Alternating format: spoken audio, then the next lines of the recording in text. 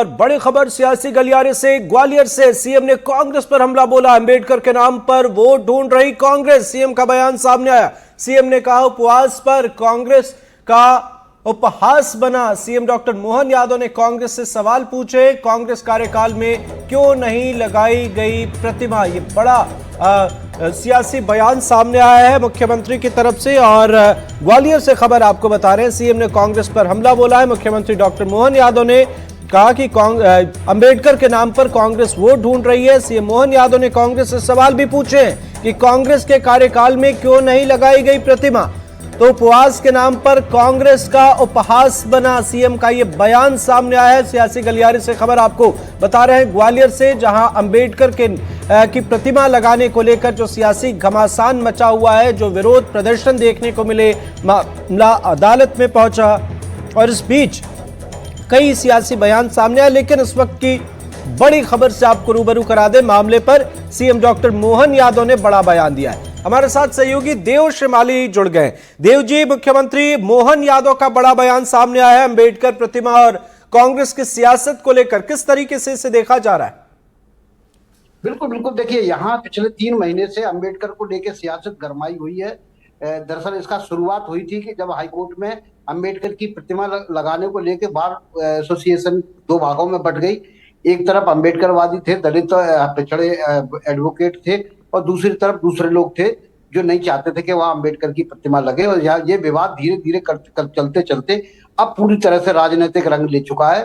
पिछले हफ्ते कुछ 3 दिन पहले ही कांग्रेस ने यहाँ अंबेडकर उपवास रखा था, और वो जो है पूरे संविधान उपवास के नाम पर पूरी कांग्रेस एकजुटता के साथ सामने आई थी। दिग्विजय सिंह से लेकर के जीतू पटवारी, उमंग सिंगार और बाकी अंचल के सारे विधायक, सांसद, पूर्व सांसद यहाँ इसमें शामिल हुए थे। तो अब ये फिर एक तरह से राजनीतिक रुख लेता जा रहा है। भारतीय जनता पार्टी को पता है कि इस अंचल में दलितों की भूमिका क्या चुनाव में रहती है, तो वो इस बार कोई रिस्क नहीं लेना चाहती। क्योंकि 2018 में जो दंगा हुआ था, जो सामाजिक क्लेश हुआ था दलित वर्सेस सवर्ण के बीच में, उसके कारण ग्वालियर चंबल संभाग से भारतीय जनता पार्टी को काफी नुकसान हुआ था। यहाँ तक कि सरकार चली गई थी।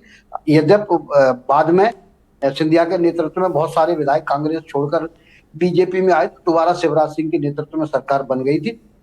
लेकिन अब जब ये मामला राजनीतिक रंग ले चुका है, तो कांग्रेस, बीजेपी कतई नहीं चाहती है कि इस मामले में कोई कमी रखी जाए। और यही वजह है कि बीजेपी ने भी बिल्कुल पलटवार करते हुए मोर्चा संभाल लिया है। जैसे ही कांग्रेस का उपवास आया, उसके बाद आज मुख्यमंत्री अचानक ग्वालियर पहुंचे, और जिस अंबेडकर भवन का काम पिछले कई सालों से बंद पड़ा था, उस स्थल पर पहुंचे, और वहां उन्होंने घोषणा भी कर दी कि इसके दूसरे चरण का काम लगभग 10 से 12 करोड़ रुपए में होगा, जिसमें लाइब्रेरी बिल्कुल बिल्कुल सियासी गहमा गहमी बनी हुई है। देव जी, आपको थोड़ी देर के लिए रोकते हैं, जरा मुख्यमंत्री डॉक्टर मोहन यादव का क्या बयान है वो एक बार सुनाते हैं, उसके बाद फिर आपके पास आते हैं। कांग्रेस ने सदैव बाबा साहब की आत्मा को दुखाया। जीते जी बाबा साहब के साथ झूठ बोलकर छल किया गया।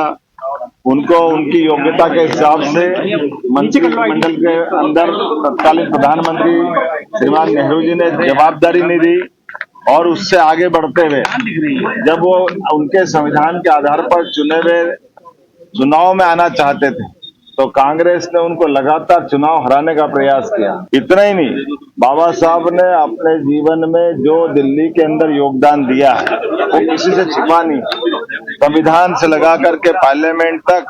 लेकिन बाबा साहब अम्बेडकर के एक चित्र को भी तत्कालीन प्रधानमंत्री लगाना उचित नहीं समझा। प्रतिमा लगाने की तो बात छोड़ो, बाबा साहब के लिए पार्लियामेंट में पहली बार तेल चित्र लगाने का काम भी भारतीय जनता पार्टी के तत्कालीन नेतृत्व ने किया है। बाबा साहब जी जीते जी परेशान रहे, कांग्रेस ने सदैव दुख दिया, और जब शरीर छूटा तो बाबा साहब अम्बेडकर जी का दाह संस्कार के लिए भी दिल्ली में जगह तत्कालीन कांग्रेस के प्रधानमंत्री और सरकार ने नहीं दी।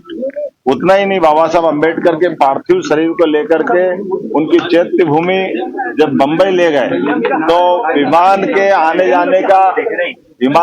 जाने का खर्चा भी सरकार ने उनकी पत्नी से लिया है। इससे बड़ा निंदनीय काम क्या होगा।